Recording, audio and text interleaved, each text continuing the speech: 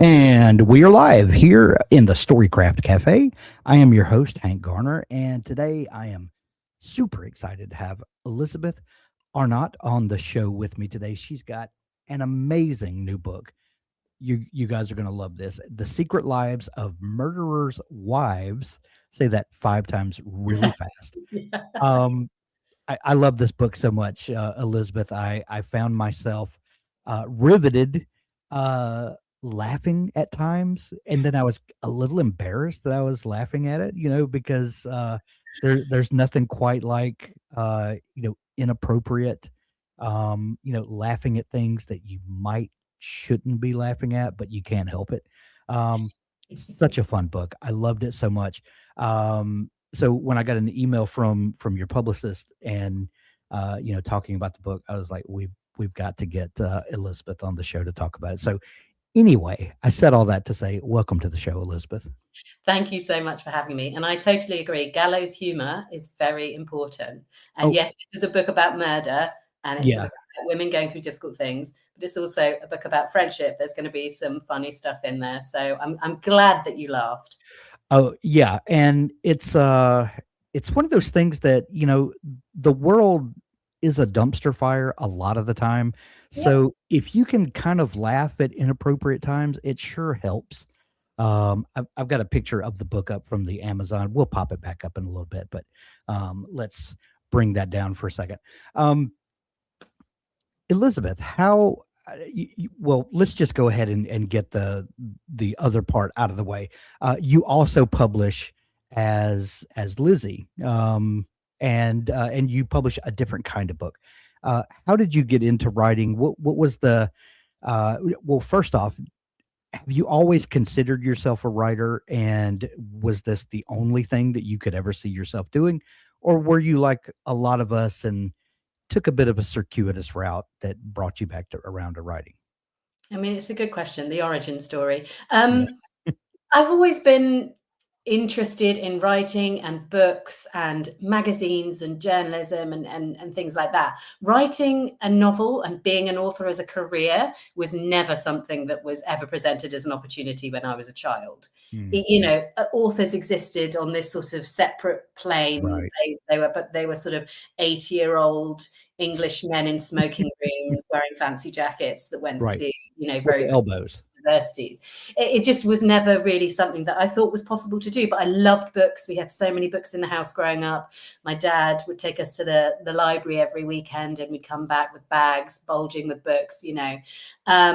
I loved English, but I loved many other things too. I was into music. I was into sport. I wasn't really sure what I wanted Yeah. to do. But then in my late teens, magazines really became an obsession. I was fascinated with the NME, which is a big music mag over in the UK. Mhm. I loved the film Almost Famous, and I dreamt of being a rock journalist and going on tour with musicians and writing about that. So that was what I sort of initially wanted to do, and I did become a journalist eventually.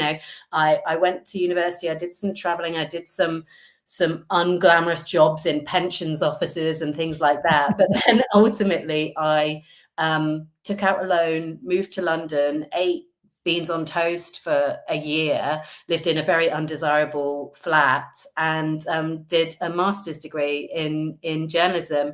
And so I entered the sort of writing sphere. As a journalist, I worked on entertainment magazines, on women's magazines. I ended up doing crazy stories like traveling to India to ride motorbikes with a feminist motorcycle gang. I stayed As in a one does. as you do. I stayed in a squat in the north of Paris with some topless political protesters. So I sort of became like a gonzo journalist for a while, I guess you could say.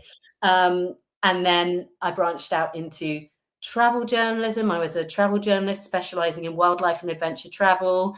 I wrote stories from the foothills of the Himalayas, from the high Arctic, from, Southern Africa. It was a crazy, amazing job. And then multiple things happened, including health issues, the pandemic, Mm, various things that sort of grounded me. yeah. I ended up living in my mum's attic bedroom with no job, no income to speak of.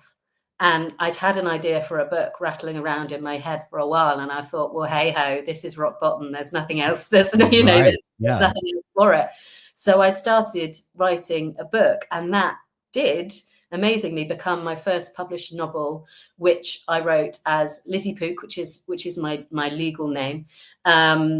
And yeah, it kind of all went from there. That was the beginning of my career as an author.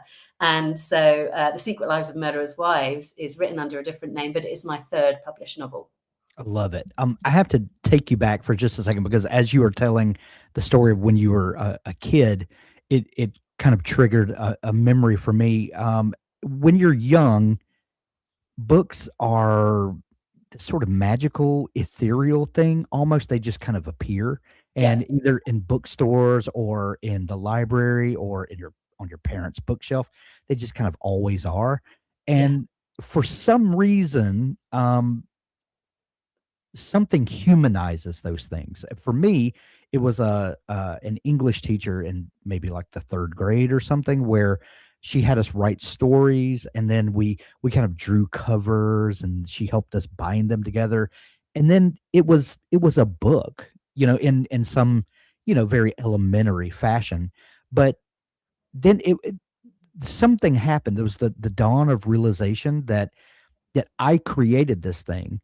Therefore, all of the books that I'd seen in the stores and the libraries and all that had to be created by people. And it's such a weird thing to try to put into words, but all of a sudden, if a person wrote this and then someone else helped them publish it, and then someone did cover art, it's a very human experience then. yeah, And then if this human could do this, then it's all of a sudden achievable in some way. It may be out of reach, but at least it can be reached. And there's it's just something magical that happens when you can put a face to it, then all of a sudden it's not quite so unattainable. Does that make sense at all? I feel like I'm yeah. rambling. I mean, I don't think I had that realization until much later than you. Yes, I was a child who wrote stories and Yeah, drew. I think so many of us, that's childhood, isn't sure. it? It's Yeah. storytelling, it's play, it's exploration. And I still have a book that I wrote as a child about the abominable snowman. I turned that into a book and fastened it with a little tie and things like that. Sure. I still don't think the realization that it was something that you could do, as your life's work. I don't Right. think that became clear until I was probably a journalist and saw other journalists writing Mm, books. And I yeah. thought, hang on, they're allowed to do that, are they? I thought once I'd chosen a career path as a journalist, that was it, and I was sort of that I'd had to continue in that trajectory. And then I saw other people doing it and thought, do you know what? I've always really wanted to do that. Maybe I will actually give it a try. And so even growing up, I loved the Goosebumps books, the point horror novels. I loved Judy Blume, Jacqueline Wilson, and things like that. But those authors were still didn't seem real to me. Right. I'd never seen them in the flesh. Well, I'm still not convinced Judy Blume is a real person. Yeah, But I yeah, know. yeah. But it's so lovely now that you can go into a bookshop and there's tons of events and authors come into schools and things like that. But I think the realization that it was something graspable was Mm, actually quite late for me. wow. Um, I've gotten to know quite a number of journalists turned novelists throughout podcasting for the last decade and a half, and I always love to ask them a question, and I always get the same answer. So I'm going to give you the question. I'm going to give you the typical answer. Therefore, you can't use that answer. Um, what I always want to know is, as a journalist, what did you learn? What skills did you pick up that you got to put into your writer toolkit that as a novelist, you now can reach in and you can learn, you can use experience that you got, as a journalist? Because on the surface, it seems like, well, journalist is you are reporting the facts of what happened. And as a novelist, you're making up stories. Hmm. But I just can't help but think there are things, for maybe it's the way that you see a crime scene or something, and your particular view of it shapes how you write it, whatever. But the answer I always get is people say, "Well, I learned how to write on a deadline." Is that, when I'm told to have a story finished and turned in by this date, I have to do that, and that is the thing that I take into my writing. Okay, that's a cop out. That's time management, and we all have to master time management something. But is there something that you have taken from journalism that you now can pull into the fiction writing world? I think if you I still don't think I would have given that answer if you hadn't warned Thank me. God. Yeah. But what I will say is that I found the transition from writing about facts to making Yeah. things really difficult. You're faced with a blank page and you're like, hang Yeah. on, you expect me to just make something up, but it didn't happen. It's not true. I did, that was jarring for me. I did actually find that quite difficult at first. So I had a few run-ups to, Yeah. writing a novel, and I had many failed versions of it. But what I would say is that I do think it has made me more open to taking risks because I'm not afraid of the criticism or the feedback that will come.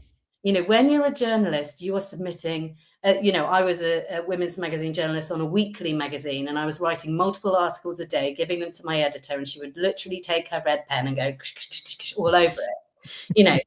So You had I to learn to not be precious with it, need to didn't you? learn to not be precious and learn Yeah. that it's part of the process for somebody to say this isn't working. Mm. And so actually when I approach a piece, I don't, when I approach writing a novel, I want it to be good. I want it to be my best work, and I will go through multiple drafts, but I'm not scared of somebody saying, I don't think this is quite right. And actually, I do think that is something that is bred from journalism and something that I've learned, through having multiple, in my time, I've had pieces come back on my desk that are just entirely scrawled in red pen. Mm. And you have to take a breath and go, okay, how am I going to move on from this? And how am I going to, you've still got a deadline in an hour. You've got to, Yeah. turn this around. So I think the work to deadline thing is, you're absolutely right. Everybody has to do that in their jobs. Right. That's time management. But yes, I do think it has sort of given me a bit of courage and a bit of boldness, and I'm not that scared of making mistakes. Talking about that initial fear of, and David Baldacci told me one time that the blank page is a great equalizer. He said it doesn't matter if you've written 25 n- number one New York Times bestsellers. Everybody starts with the blank page on a new project, or even on a new chapter. You're up against nothingness, and you have to create something into the nothingness. Um, which is amazing that we get to do that. Um, but that sort of fear that you talked about sitting there and like, what, I'm supposed to just make something up, but it didn't happen. Do you think that the advice that we hear given to new writers, especially all the time, of write what you know, do you think that's a bit of a misnomer, and is a little bit, it contributes to some discouragement for new writers that, well, I've never been the wife of a serial killer. Like, how am I supposed to write that? Like, do you feel like that's maybe well-intentioned advice, but maybe gets lost in the meaning? I think it's well intentioned, but I don't agree with it at all. Mm. I don't think we should always necessarily write what we know. If I just Yeah. write what I knew, it would make for some really boring books. I Mm. think what is better advice is to get to know what you want to write. Mm. Really get to know what you want to write. Yeah. Immersion in research is absolutely key. And doing as much research as you possibly can will help you feel brave in approaching a subject, and it will help you approach it with authenticity. I think we can stifle people by saying, write what you know.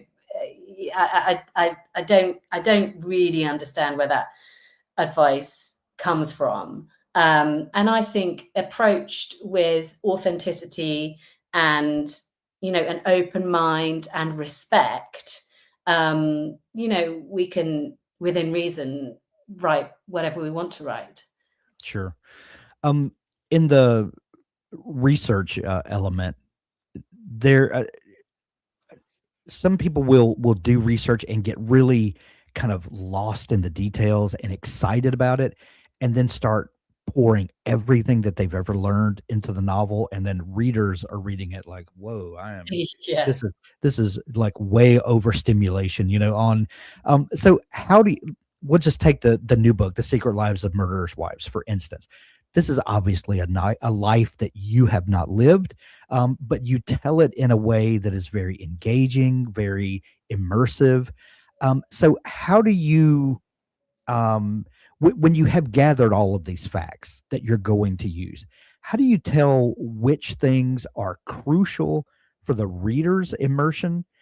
Maybe things that you, as the writer, need to know, but you don't need to telegraph it all on the page. How do you pick and choose what the reader needs to know versus what you do actually know that doesn't necessarily need to be given to the reader?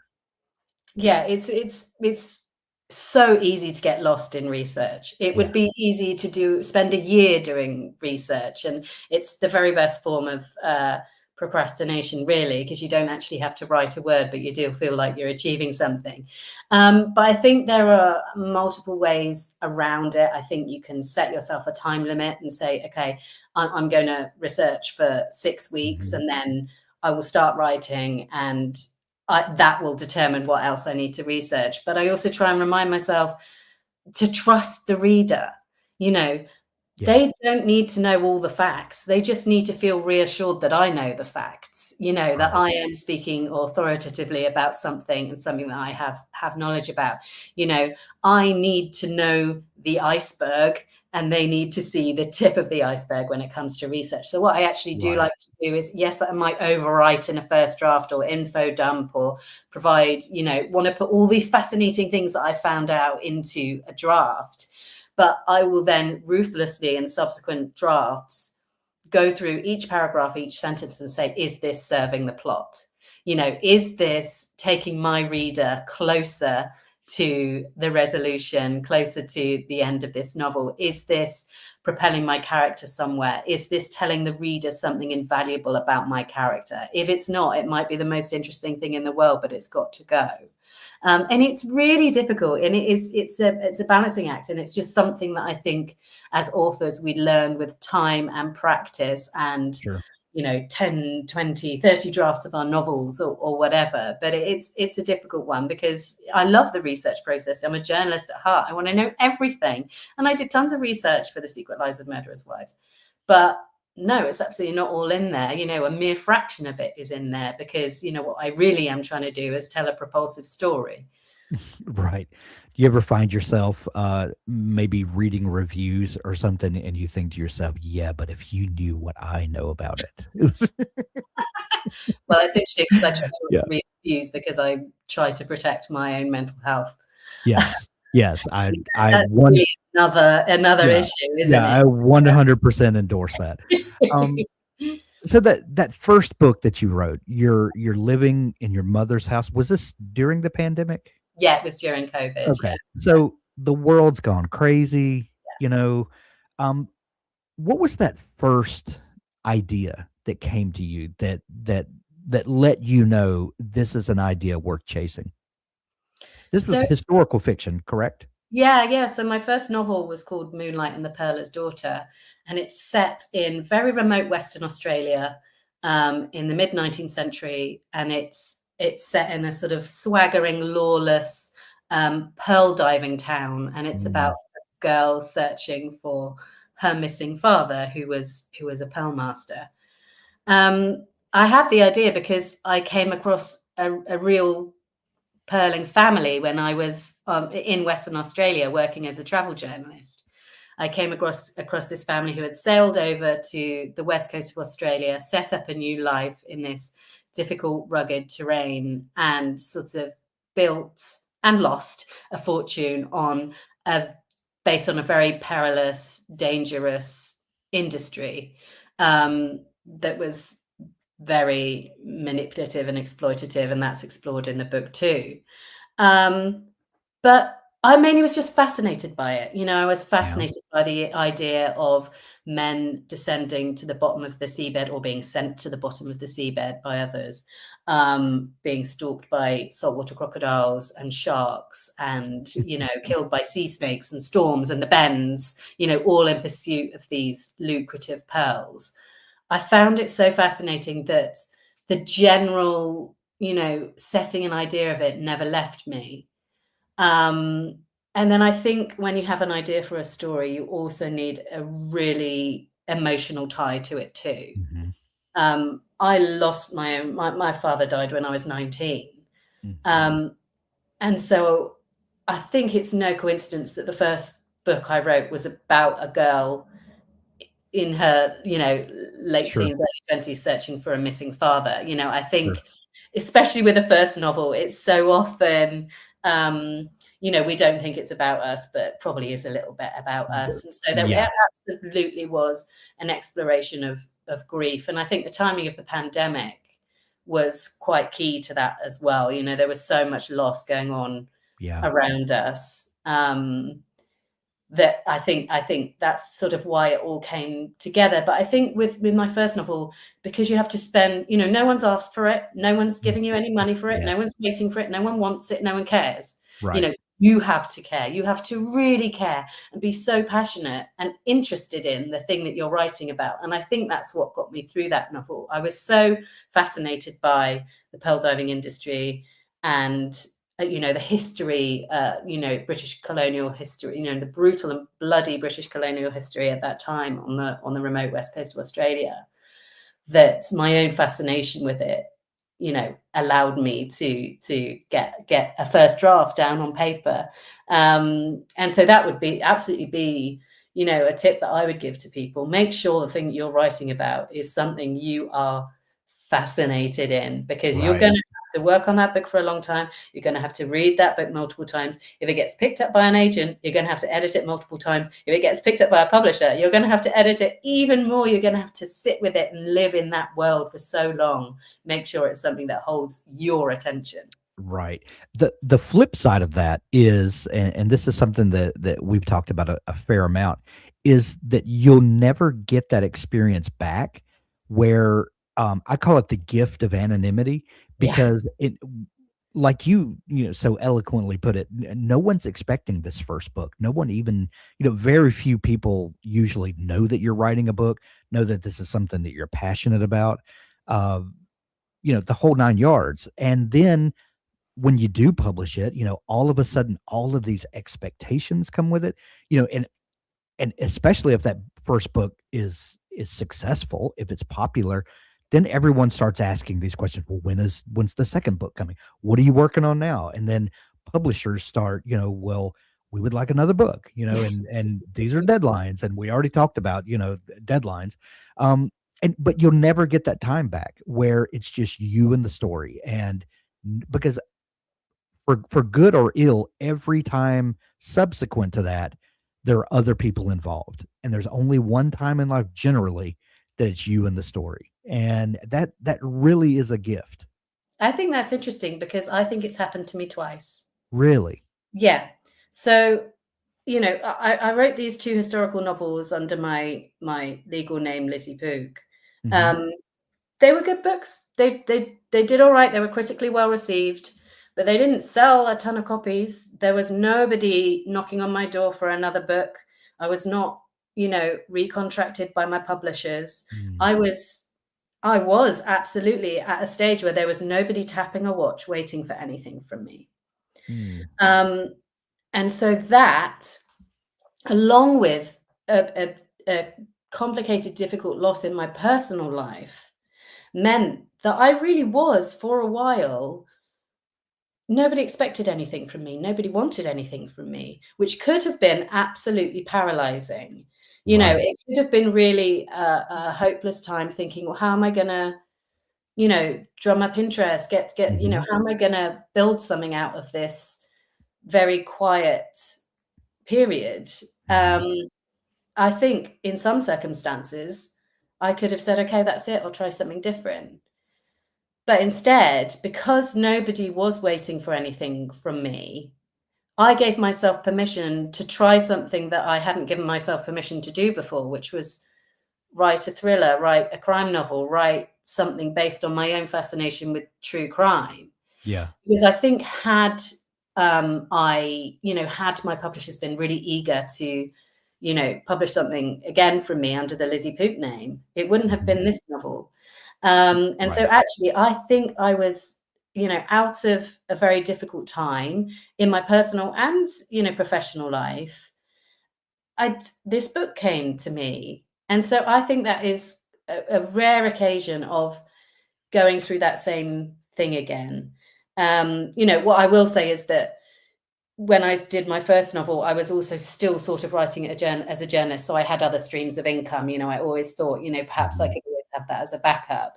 But with this one, I had sort of given that up, and I was an author. So there were financials at stake. I did need to Yeah. write another book and publish another book if I wanted to continue in this career. But having no one, sending those, just checking in emails, what are you working Mm, on? Not yeah. having that was actually incredibly freeing.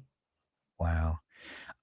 So the part of the process I'm the most fascinated with, and I love hearing everybody's different take on the story, is the moment of creation. Because at your whole life, the secret lives of murderers' wives did not exist. It just didn't. And then all of a sudden, um, either a character walks onto the stage of your mind and you're like, "Oh, who are you? Beverly?" Or, whomever. And, "What are you up to?" Yeah. Or maybe you mentioned true crime. Maybe you're listening to a true crime podcast or you're watching a documentary or something, and you start playing the what if game and you're like, "Oh, this would be interesting if this happened." Whatever that inciting incident is in your mind. Then all of a sudden the secret lives does exist in some form or fashion, and it's your job as the writer to dig that story out, excavate it, dust it off, polish it up, and then it exists as a book. So what was that first moment of inspiration that kicked off the chain of events that became the secret lives of murderers' wives?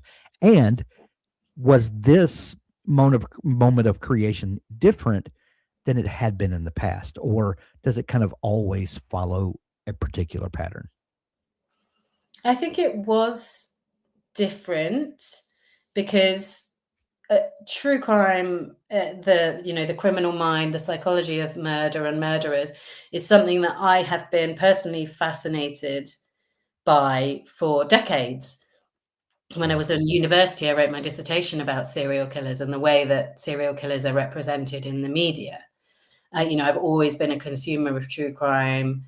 Um, I've more recently had a real interest in, stories of those who are adjacent to serial killers. So I had a real interest in the wives, the families, the sisters, the daughters. So that long-standing interest was there, but that's not a hook. That's just Right. an interest. What I think the defining moment for me was that realization that, hell, no one's waiting for anything for me, so I can write what I've actually always wanted to write. So I knew it was going to be in the true crime space. I knew it was probably going to be about, the forgotten victims of violent crime. So, the wives and the families. But it wasn't actually until I started thinking commercially about the book that the idea hit me.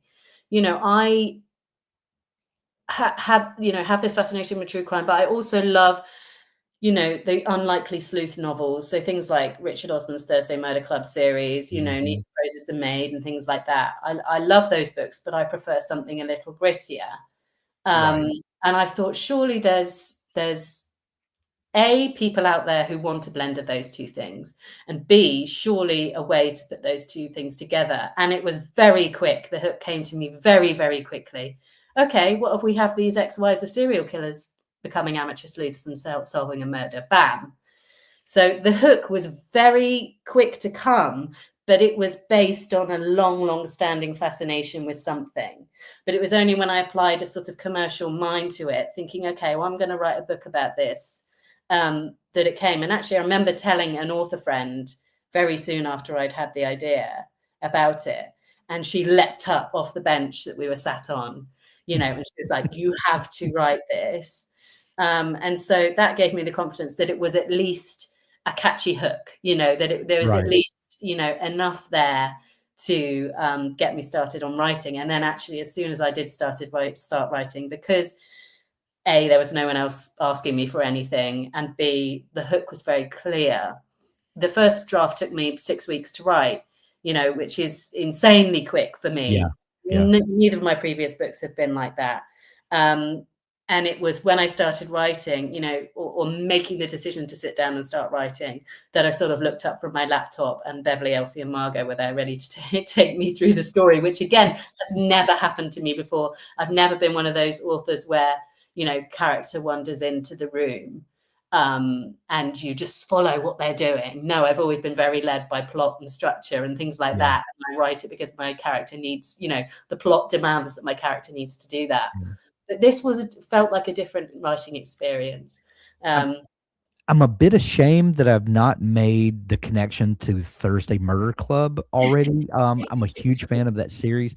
And now looking back, there is a bit of that vibe there. It's not what I would call cozy mystery. It's not cozy. The sequel Lives of Murderers' Lives is not cozy. It is not cozy. But you do have these amateur sleuths that you're rooting for, and they are unlikely detectives. Yes, and it works wonderfully well. How much pre-writing went into this, or is this one of those books that kind of unwittingly you had been doing pre-writing, for a decade? Because there's lots of things that I've written where I didn't necessarily do research before the book, but my life had kind of been research, for a while before then. Was it kind of like that for you with this book?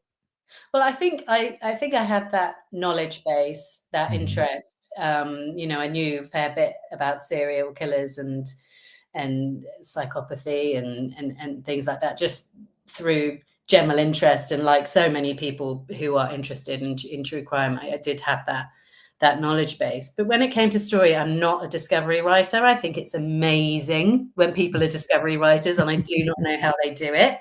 Especially people writing thrillers or crime or whatever. I think that's remarkable. I am a planner, and this book I did plan out quite meticulously. So yes, it did take me 6 weeks to write the draft, but I had a very extensive plan, before I even started writing. I do plan in free form in Word. I have a chapter plan, so I have at least a paragraph, sometimes 2, sometimes 3 for each chapter that I'm going to write. So I know exactly what's happening in the story before I start writing. It will change. It will definitely change as I start writing. And that plan is a movable thing. It's constantly changing, but I will always know that I can start writing and end up in a satisfactory place before I even write the first word of that draft. That's just what I need to do. I think it's incredible when people do it differently, but that is how things have worked for me so far. Do you feel like when you switch genres to writing the thriller mystery versus the historical fiction that you had written previous, do you feel like that the writing was easier in this? And I guess what I'm really trying to get at is, do you feel like this was the genre that you should have written all along, or do you not subscribe to that? And people are perfectly able and willing to write across many genres, and people are three-dimensional. They can do what they want. But how do you feel like having written this book, and it's obvious that this was a book of passion for me? Not that your first one wasn't, but it was a passion for different reasons. Mm-hmm. Do you feel like that you really connected with this book in a way that maybe you were just always meant to, if we can use words like that? Yeah, I think it was absolutely easier to write because I was writing in the 1960s, not in the 1850s. Right. When you're writing historical fiction in that on a time, different continent. Yeah, exactly. Yeah. You have to think, okay, she steps out of the door. What boots would she be wearing? What are they made of? Right. What does the road look like? What about the foliage, the trees? Were there any sort of vehicles, carts, things around at that time. Right. So there is automatically the freedom of writing a bit closer to your own cultural experience Mhm. when you're writing something that is sort of relatively modern history, like the 1960s. So that Yeah. was automatically easier. But I think I also found it emotionally easier because, as I mentioned, when I wrote this novel, I was going through a difficult loss in my personal life. Writing was a life raft for me. Mhm. Writing became the escape for me and the thing that felt like putting a foot in front of the other. So it was easier to get into the mindset, easier to access that sort of creativity because I needed it more. Yeah. So it was an easier book to write in multiple senses, but then also, as I mentioned, because the hook was so clear, I was always sort of writing very specifically towards that. Whereas with my two previous novels, they were much more, you know, layered with multiple different, Mhm. different things. Whereas this was a much more straightforward story. So it was easier. I don't think that necessarily means that I shouldn't have written the previous two. I love those books. That, they are sort of books of my heart, Mhm. but I very much enjoyed writing in the thriller space. Yeah. And because I hadn't thought that I was allowed to do it before, it sort of felt like I was doing something a bit naughty because you know, Which is a motivation all its own, you yeah, know? yeah. Should I Yeah. really be doing this? Am I allowed to do this? Oh, I'm going to do it anyway.